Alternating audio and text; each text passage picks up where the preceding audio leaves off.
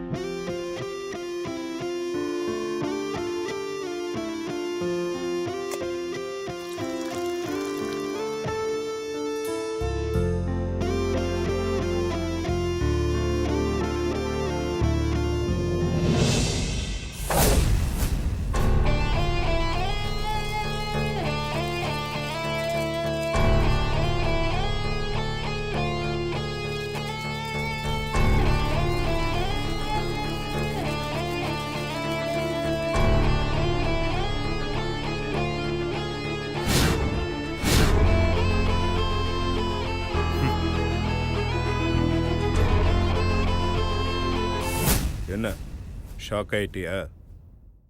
இல்ல, ப்ரிப்பேர் ஆகுறேன். எதுக்கு? இங்க ஏதோ நடக்க போகுதுன்னு எனக்கு நல்லாவே தெரியும். தெரிஞ்ச பால் கொண்டு வந்திருக்கேனா? உனக்கு எவ்வளவு தைரியம் இருக்கணும்? பால் கொண்டு வரதுக்கு தைரியம் எல்லாம் ஒண்ணும் தேவையில்ல. ஒரு டம்ளரும் பாலும் இருந்தா போதும். இந்த காலி டம்ளர் தான் உன் வாழ்க்கை. இப்ப இது என் கையில இருக்கு. தூக்கி விசிறி அடிச்சேன்னு வச்சுக்கோ, சதறிடும். இது கோடு இல்ல, உன் தலையெழுத்து. இதை நீ அழிக்கலாம், ஆனா மாத்த முடியாது. கல்யாணமாயி இந்த வீட்டுக்குள்ள வந்துட்டோம், அப்படியே ரூம்குள்ளேயும் வந்துட்டோம். அப்படியே என்கிட்ட ஒட்டிக்கலாம், என் மனசை மாத்திரலான்னு கனவுல கூட நினைக்காத. எங்க அம்மா மனசு கஷ்டப்படக்கூடாதுன்னு தான் இந்த ரூம்குள்ளேயே வர்றதுக்கு ஒன்னு அலோவ் பண்ண. உன்னை கொஞ்சறதுக்கு இல்ல, அது எப்பவுமே நடக்காது. வெளியில இருக்கிறவங்களுக்கு வேணா நம்ம புருஷன் பொண்டாட்டியா இருக்கலாம், ஆனா இந்த ரூம்குள்ள இந்த கோடு தான் உனக்கும் எனக்குமான இடைவெளி. உன் லிமிட்ல நீ இருந்தனா இந்த ரூம்ல உனக்கு இடம் இருக்கும். இல்லனா நிரந்தரமா உன் வீட்டுக்கே போயிட வேண்டியதான்.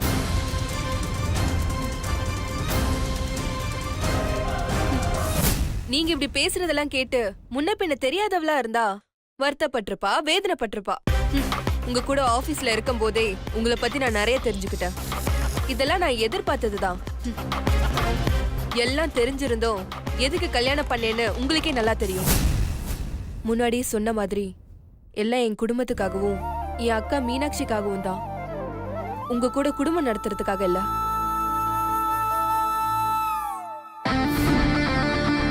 That's good.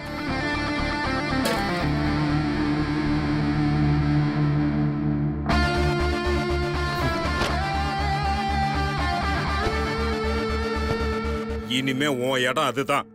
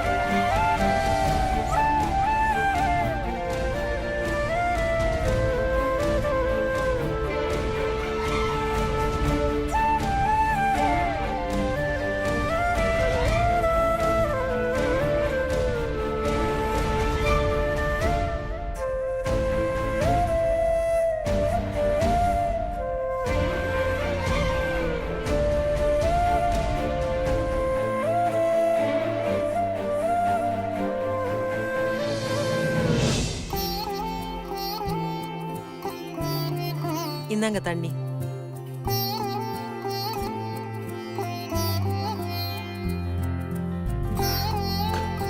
நேத்து தான் பிறந்த மாதிரி இருக்கு மீனாட்சியும் சக்தியும். இன்னைக்கு அதுக்கு ரெண்டும் கல்யாணம் பண்ணி மறுவீடே போயிடுச்சு.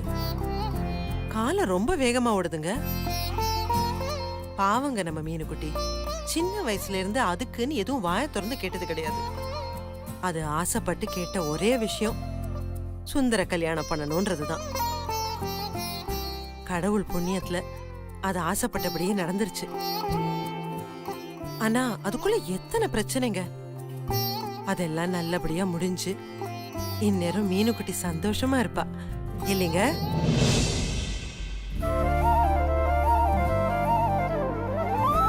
என்னங்க என்னமோ யோசிச்சுட்டு இருக்கீங்க? ஏன் கோதாவரி, நீ மீனாட்சி பத்தி மட்டும் யோசிக்கிறியே, சக்தியை பத்தி ஒரு நிமிஷமாவது யோசிச்சு பாத்தியா? மீனாட்சி சந்தோஷமா தான் இருப்பா. ஆனா சக்தி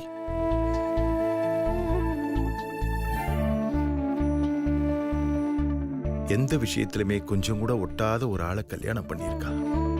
அதுவும் நமக்காக. சக்தி மட்டும் முடியாதுன்னு ஒரு வார்த்தை சொல்லியிருந்தா இந்நேரம் மீனாட்சி கல்யாணம் நின்னு போயிருக்கும். சுத்தி இருக்கவங்க எல்லாம் நம்மள ரொம்ப அசிங்கமா பேசியிருப்பாங்க. இவ்வளோ அவமானத்துல நாம உயிரோட இருந்திருப்போமானே தெரியாது. சக்தி செஞ்ச ஒரு தியாகம் இன்னைக்கு நம்ம குடும்பத்தையே வாழ வச்சிருக்கு.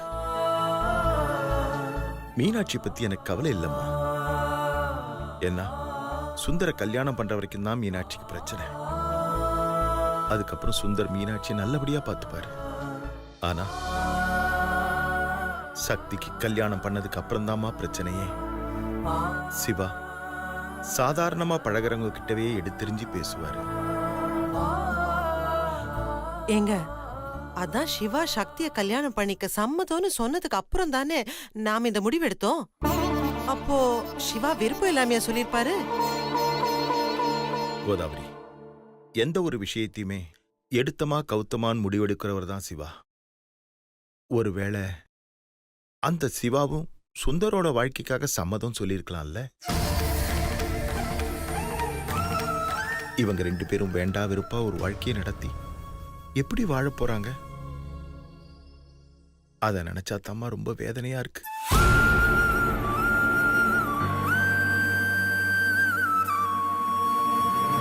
மீனாட்சியோட வாழ்க்கைக்காக சக்தியோட வாழ்க்கையே பலி கொடுத்துட்டோமோன்னு எனக்கு ரொம்ப பயமா இருக்கு கோதாவரி. ஏங்க இப்ப எதுக்கு அழறீங்க? இல்ல கோதாவரி, நம்ம பொண்ணு எப்படி வாழ்க்கையை சந்தோஷமா அமைச்சுக்க போறா? ஒரு புருஷனா எந்த ஒரு கடமையும் அந்த சிவா செய்வாரா மாட்டாரானே தெரியலையே. இந்த நிமிஷத்துல இருந்து நான் கடவுள்கிட்ட வேண்ட போற ஒரே விஷயம் என் பொண்ணு சக்திக்கு சந்தோஷமா வாழற வாழ்க்கையை கொடுன்னுதான். என்னைக்கு அவ சந்தோஷமா வாழறான்னு எனக்கு தோணுதோ அன்னைக்கு தான் கோதாவரி என் மனசுல இருக்க பாரம் குறையும். இத பாருங்க, நீங்க கவலைப்படாதீங்க. சக்திக்கு அமைஞ்ச வாழ்க்கை நல்லபடியா தான் இருக்கும். சிவா இல்ல இல்ல, நம்ம மாப்பிள்ள கண்டிப்பா சக்தியை நல்லபடிதான் பார்த்துப்பாரு. தன்னை வளர்த்தவளா இருந்தாலும் இன்னி வரைக்கும் சுபத்ரா அண்ணிய தன்னை பெத்த தாயா தான் அவர் பாக்குறாரு. சுந்தர் மாப்பிளைய தன்னோட சொந்த தம்பியா தான் பாக்குறாரு. அப்படி இருக்கிற நம்ம மாப்பிள்ள கண்டிப்பா தன் பொண்டாட்டியும் சந்தோஷமா தாங்க பாத்துப்பாரு. நீங்க வேணா பாருங்களேன். நீ சொல்றதெல்லாம் கேட்கும்போது மனசுக்கு கொஞ்சம் ஆறுதலா இருக்கு கோதாவரி. ஆனா அந்த நித்யாவால என்னெல்லாமோ நடந்து போச்சு. என்னதாங்க அந்த பொண்ணுக்கு பிரச்சனையா இருக்கும்? இப்படி ஒரு விஷயத்தை விட்டுட்டு போற அளவுக்கு அவளுக்கு என்ன நிர்பந்தம் இருக்கும்? ஒருவேளை மண்டபத்துல எல்லாரும் சொன்ன மாதிரி நிஜமாவே நித்யா ஏமாத்து பேர் விழுதானோ? எதுவுமே புரிய மாட்டேங்குது. இதுக்கெல்லாம் விட அந்த நித்யாவை நேர்ல வந்து சொன்னாதான் உண்டு. யாரோ கதவை தட்டுறாங்க, நான் போய் பார்த்துட்டு வரேன். இருங்க நான் போய் பார்க்கறேன்.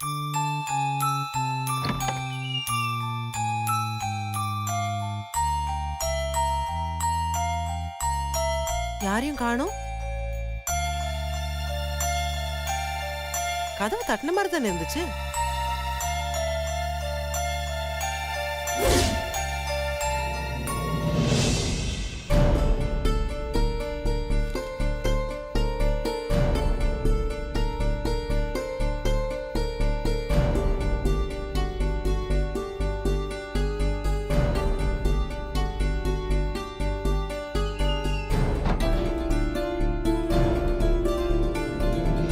யாரு கோதாவரி? இந்த நேரத்துல லெட்டர் கொண்டு வந்து போட்டு போயிருக்காங்க. இந்த நேரத்துல கூடவா லெட்டர் டெலிவரி பண்ணுவாங்க? இது போஸ்ட்ல வந்த மாதிரி தெரியலையே கோதாவரி.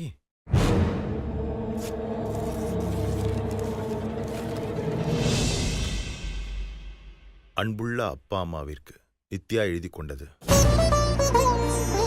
நித்யா எழுதியிருக்கா? நித்யாவா? என்னங்க சொல்றீங்க? ஏன் கோதாவரி, நீ வெளியே கதவு திறக்க போனியே, அப்ப யாராவது இருந்தாங்களா? யாரும் இல்லீங்க. இந்த லெட்டர் மட்டும் தான் இருந்துச்சு. என்ன எழுதிருக்கான்னு பாருங்க. என்ன மன்னிச்சிருங்க, எனக்கு உங்களை நேர்ல பார்த்து மன்னிப்பு கேட்கிற தைரியம் இல்லை. அதனால தான் இந்த லெட்டர் எழுதியிருக்கேன்.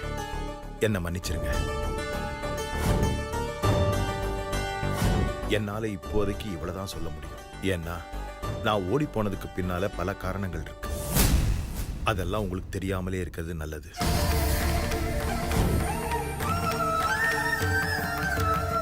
எது எப்படியோ மீனாட்சி அக்காக்கும் சக்திக்கும் ஒரே மேடையில கல்யாணம் ஆயிடுச்சு.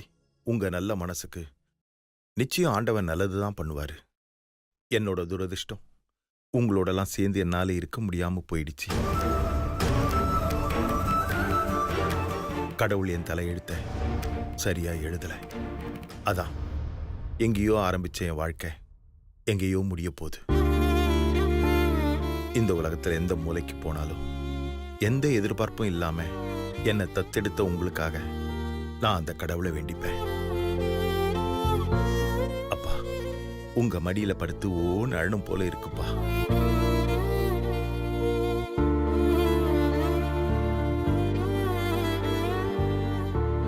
அம்மா, கொஞ்ச நாள் தான் என்னாலும் நீங்க காட்டின அன்பும் அரவணைப்பும் என்னை கலங்க வச்சிடுச்சுமா. ஐ லவ் யூ சோ மச்மா. என்னோட வேண்டுதல் ஒன்னே ஒண்ணுதான். அடுத்த ஜென்மத்திலேயாவது நான் உங்களுக்கு மகளா பிறக்கணும்.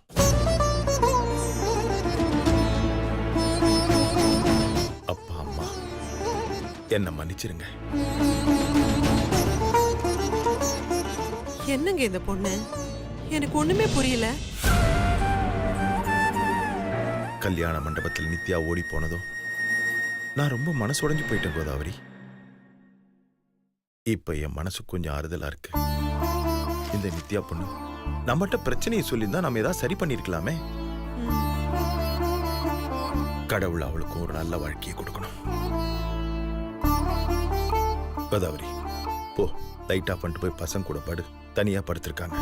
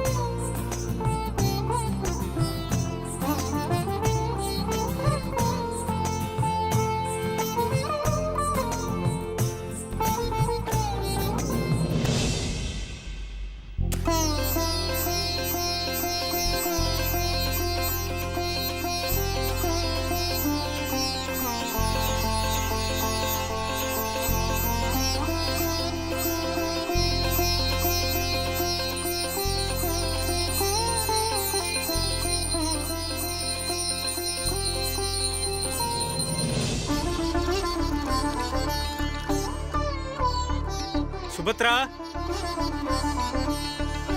காஃபி. என்ன வாசனை இது? இது நாள் வரைக்கும் நம்ம வீட்ல இப்படி ஒரு வாசனை வந்ததே இல்லையே. சுபத்ரா, காஃபி கொண்டு வாமா. மாமா இந்தங்க மாமா காஃபி. அப்புறம் நீங்க டெய்லி படிக்கிற பேப்பர். இது நாள் வரைக்கும் நான் எந்திரிச்சு 4 தடவை இல்ல 400 தடவை கத்துனாதான் உங்க அத்தா காஃபி போட்டு கொண்டு வருவா. வேலைக்காரங்கிட்ட காஃபி கேட்டேன்னு வச்சுக்க, அவன் காஃபி போட்டு கொண்டு வர்றதுக்குள்ள பிரேக்ஃபாஸ்ட் டைமே வந்துரும். மாமா இனிமே நீங்க யாரையும் காஃபி கேட்க வேண்டிய அவசியமே இல்ல. நீங்க எந்திரிச்சதும் டான்னு உங்க கைக்கு காஃபி வந்துரும். ஆமா, வீடு முழுக்க ஒரே வாசனையா இருக்க, என்ன அது? மாமா சாம்பிராணி வாசனை தான் மாமா. எங்க வீட்ல போடுற சாம்பிராணி தான் போட்டிருக்கேன். ஆ? ம். சாம்பிராணி வாசனையா இது? பரவாயில்லம்மா, நீ வந்த நேரம் வீடு முழுக்க ஒரே வாசனையா இருக்கு. மாமா நீங்க ரொம்ப தான் புகழ்றீங்க மாமா. உண்மையதாம்மா சொல்றேன். இது நாள் வரைக்கும் இந்த வீட்ல வெறும் பர்ஃபியூம் ஸ்மெல்லும் ஓடோனில் ஸ்மெல்லும் தான் வந்துகிட்டு இருந்தது. உங்க அத்தா கூட இந்த மாதிரி இது வரைக்கும் பண்ணதே இல்ல. இவ்வளவு ஏன், என் மாமியார் கூட இத பண்ணதே இல்ல. அப்புறம் எப்படி என் பொண்டாட்டி பண்ணுவா? ஆ? இத பாரு, என் மாமியாரும் உன் மாமியாரும் இத பார்த்தாங்கன்னு வச்சுக்க, அப்புறம் நடக்கிறதே வேற. மாமா அப்படிலாம் சொல்லாதீங்க மாமா. நீங்க முதல்ல காஃபி குடிங்க. சரிம்மா.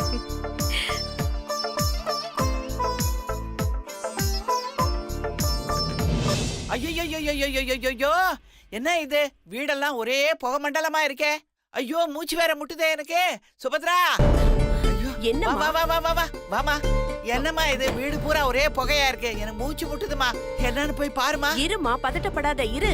ஐயோ, அந்த விறகடுப்பை பத்த வச்ச கழுதைங்களுக்கு நம்ம கேஸ் அடுப்பை பத்த வைக்கிறதுக்கு அதுங்களுக்கு என்ன தெரிய போகுது? பாட்டி நான் தான் பாட்டி சாமி கும்பிட்டு சாம்பிராணி போட்டேன். ஆஹா, உன் வேலை தானே அது. ஆமா. பாட்டி நான் வேணா உங்க 2 பேருக்கு காஃபி போட்டு கொண்டு வரவா? முதல்ல அதை உருப்படியா செய்யப்போ. சரி பாட்டி.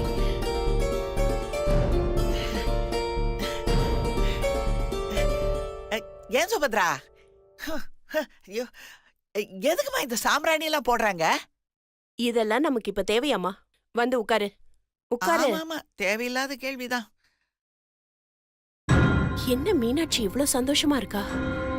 என்ன நடந்துச்சுன்னு தெரியலையே. அத்தை காஃபி. பாட்டி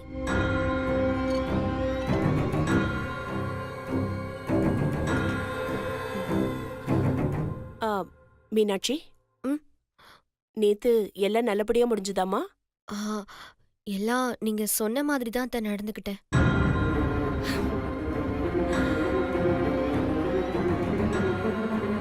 சரிம்மா, நீ போ. சரிங்க அத்தை.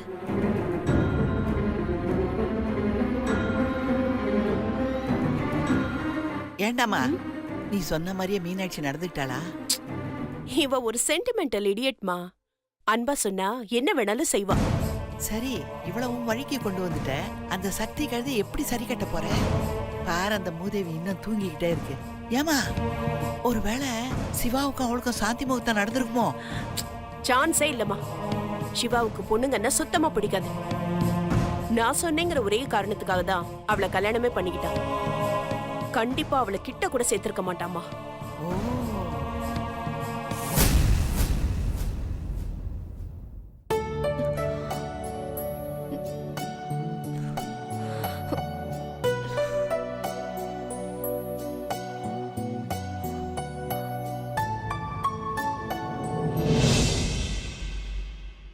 இப்படி ஒரு வாழ்க்கை வாழ்றதுக்கு பேசாம நம்ம வீட்டுக்கே போயிடலாமா? இல்ல, எந்த காரணத்துக்கும் அந்த காரியத்தை செய்யவே கூடாது. அப்படி செஞ்சா அப்பா அம்மா 2 பேரும் மனசொடைஞ்சு போயிடுவாங்க. அக்காவும் ரொம்ப வேதனைப்படுவா. அதையும் மீறி நான் வீட்டை விட்டு போயிட்டேன்னா ரொம்ப ஈஸியா சுபத்ரா அக்கா வாழ்க்கையை அழிச்சிருவா. என்ன நடந்தாலும் சரி, நம்ம இந்த வீட்டை விட்டு போவே கூடாது.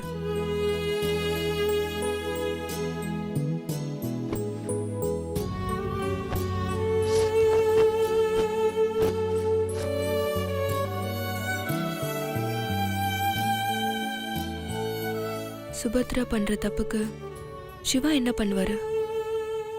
கோவப்பட்டாலும் இவர்கிட்ட அன்பு இருக்கு, பாசம் இருக்கு. என்னதான் சண்டை போட்டாலும் இவர் தான் என் புருஷன், நான் தான் இவருக்கு பொண்டாட்டி.